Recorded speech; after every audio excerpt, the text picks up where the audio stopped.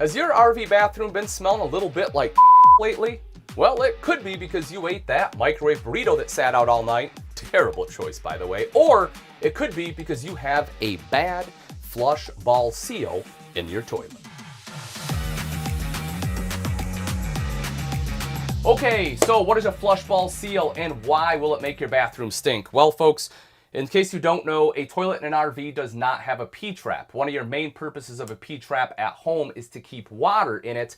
That way sewer gases can't come back up. Well, because you don't have one, what an RV toilet relies on is this seal right here to hold water. You need about 1 inch of water. If you have less than that, you are going to start getting bad fumes that come up through here. So in this video, I'm going to show you how to clean it, how to condition it, and in a worst case scenario, how to replace it. What we have right here is a Dometic 310, but it'll be the same process for the 300, the 310, and the 320 series.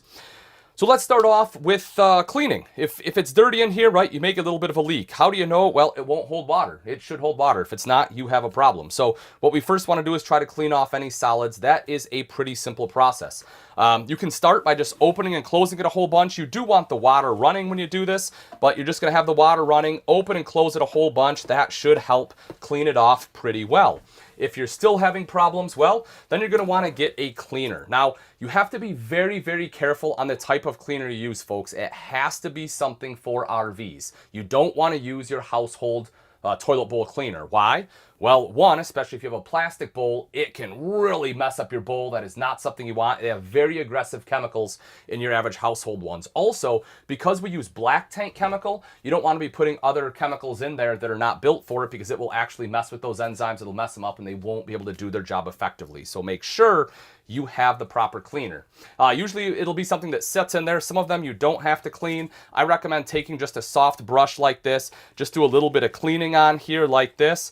You know, you can just kind of get in there. And then what you'll actually want to do, if you flush it and that still, so we'll flush it down, we'll clean it. If we're still having problems, then you actually want to get in there, get a little more aggressive. So what you want to do is you want to shut the water off. You can then take a rag of some sort. Folks, if you're going to be getting your hands in there, please do me a favor, put some gloves on. I love the game Oregon Trail as a kid. We don't want to die of dysentery. Not a fun way to go. So we're going to get some gloves so we're nice and clean. I feel like a surgeon about to get into it. Ready? Woo! All right. So you're just going to take your paper towel like this, and what you're going to want to do is you're going to clean the top of this seal just like that, right? Make sure that's nice and clean.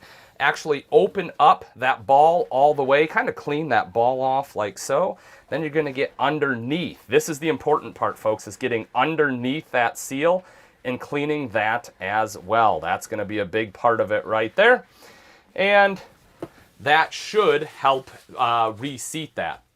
Another thing you can do if it's really hard, if this movement is hard or it's like catching, you can take a silicone. This right here is a silicone spray. Has to be silicone. You don't want to use other kind of lubricants, but you can spray a little silicone in there, or even better is something like this, which I recommend doing this probably in the beginning of the camping season as well as the end. You'll see this is toilet seal, lubricant, and conditioner. Super easy to use, folks. Do this from the day you buy your RV. You take it, you pour it in there, let it sit for at least 8 hours. I recommend doing it for 24, and then you can literally just flush it down. Do that in the beginning, the end of the season. It will help keep everything lubricated. But let's say we clean it, you lubricate it, we're still having issues, it's just not holding water. Well, then it's probably going to be time to replace it. There is one more test you can do. That it's a hot water test, trying to kind of reform it. You can pour hot water in here, according to Dometic, and you can actually open this seal up and push down with your finger like this, just kind of gently. That's supposed to help reseat it. I haven't had a ton of luck with it, but it is what they do. It is what they recommend in the owner's manual. But if you have to replace it, you can get a pretty simple kit, nothing too crazy. Just like this, right? It comes with the instructions, which are super nice, very self-explanatory. You can open that guy up. This really is all we have is this seal right here. So in order to remove this, again, you want to make sure you have the water off. You're going to depress this lever, push that down, leave it open like that. You're going to reach around underneath to the bottom of it and grab and pull up, just like that. So you kind of put your fingers underneath. That will allow you to pull it up and out. just like that. You want to be able to pull that guy out. Then what you're going to do, you're going to set that aside. Once again, take some paper towel. What I actually want you to do is clean where that was. You got to remember, you want that nice and clean, folks. There's a lot of stuff that goes down there. You want to clean that out. You also want to clean the top of the ball. You want to make sure that is nice and clean as well before we put the new seal back in. Then going to take your new seal. You want the flat side to go down. It's going to be just like that. You're going to put this guy in here, and you're going to find that lip. There'll be a little lip in there, and you're just going to slowly work your way around, trying to be as careful as you can that you're not dropping it down inside, whoops, dropping it down inside the black tank, because that is not something we want to happen.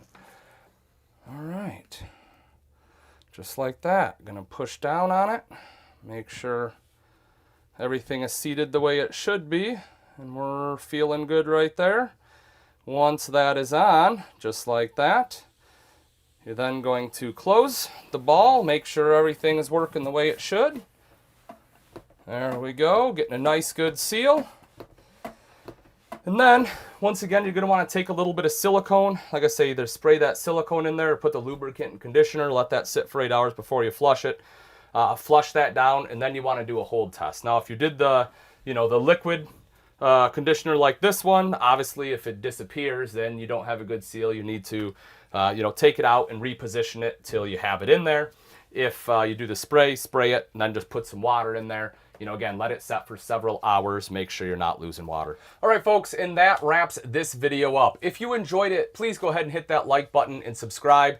If you've done this and you have some pro tips, feel free to leave those in the comments section, or if you had some issues, put them in there as well.